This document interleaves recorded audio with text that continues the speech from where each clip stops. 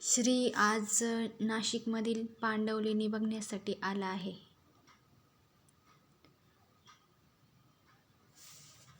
पांडवलेणी ही मुख्यतः नाशिक शहरापासून जवळपास 8 किलोमीटर अंतरावर आहे.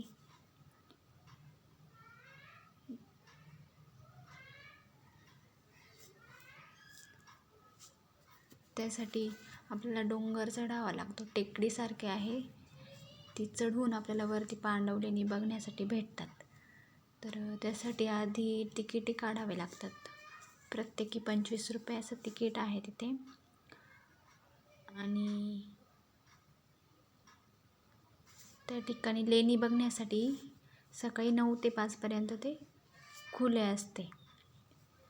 सकाळी 9च्या आधी जर तुम्ही आले तर ते फ्री असता.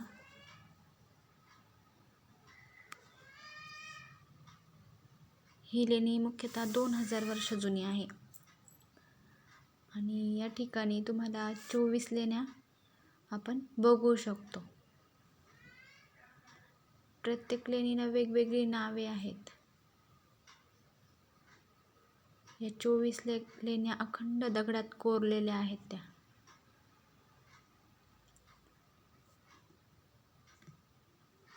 श्रीने आज खूप एन्जॉय केला आहे. तिथे बघण्यासारखे खूप होते तिथे.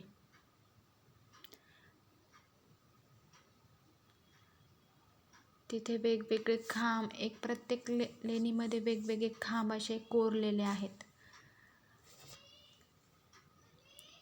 तर तुम्हाला दाखवते मी. या ठिकाणी लेणीमध्ये खोल्या आहेत आणि त्या खोल्यांमध्ये बसण्यासाठी जागा पण आहेत. या ठिकाणी बघा,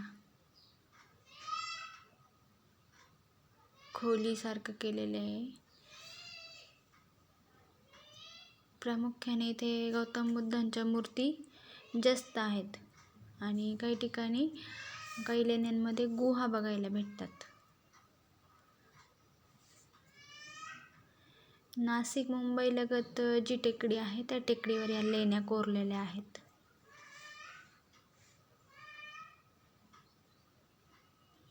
गौतम बुद्धांच्या ध्यानावस्थेतीलही काही मूर्ती या ठिकाणी दिसतात. हे पहा, काही लेण्यांच्या बाहेर बारकोड आहेत. ते स्कॅन केल्यानंतर तुम्हाला त्या लेणीची माहिती पाहायला भेटते.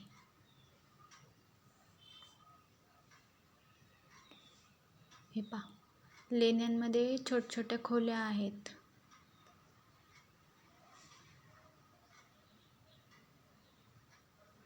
खांबे आणि त्यावरच्या मूर्ती, गौतम बुद्धांच्या मूर्ती प्रशस्त आहेत आणि सुंदर आहेत.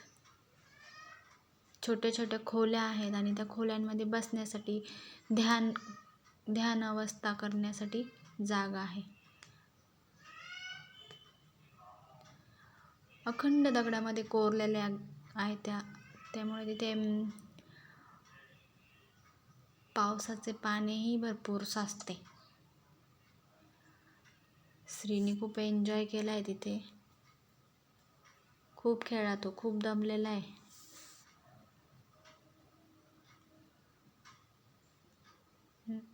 नाशिक शहरालगत जी उंच टेकडी आहे तिथे या लेण्या आहेत.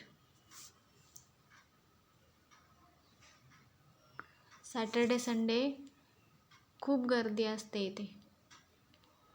लेण्या पाहण्यासाठी खूप लोक गर्दी करतात. आणि वातावरणही छान असते, त्यामुळे मन प्रसन्न होते.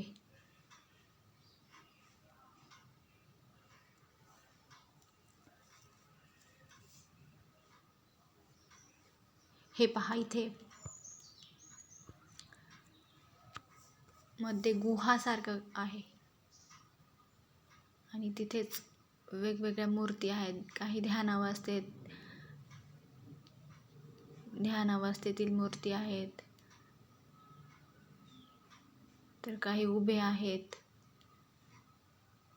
अशा सुंदर मूर्ती तिथे कोरलेल्या आहेत.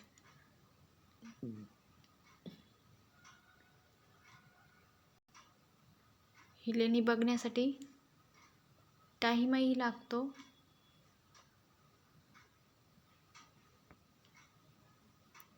पण पाहून मन प्रसन्न होते.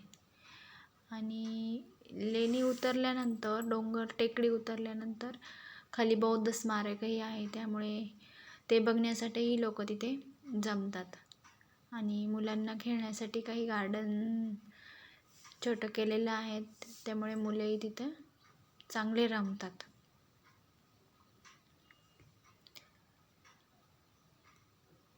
तुम्ही पाहू शकता.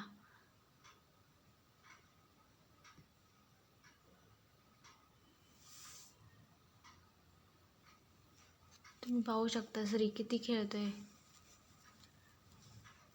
लोकांची गर्दीही आहे.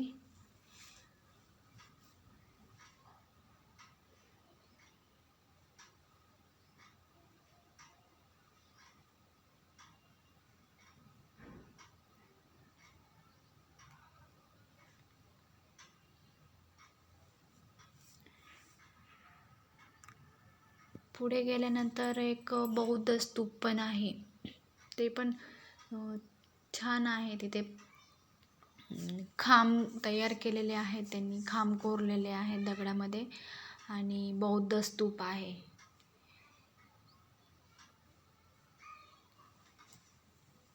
ते बघण्यासाठी खूप गर्दी होते तिथे.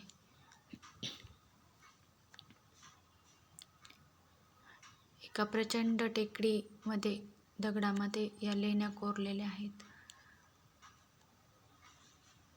खूप छान रेखीव असं काम केलेलं आहे ते. हे पहा, डोंगरामध्येच लेण्या कोरलेल्या आहेत त्या.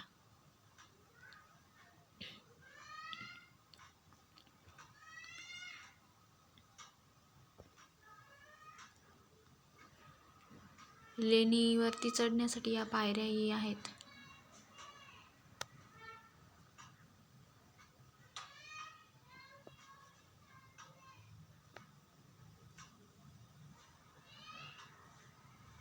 काही पायऱ्यांचं आता थोडंफार नुकसानही झालेलं आहे, त्यामुळे त्या बंद केलेल्या आहेत. तिथे जाण्यासाठी रस्ता बंद केलेला आहे.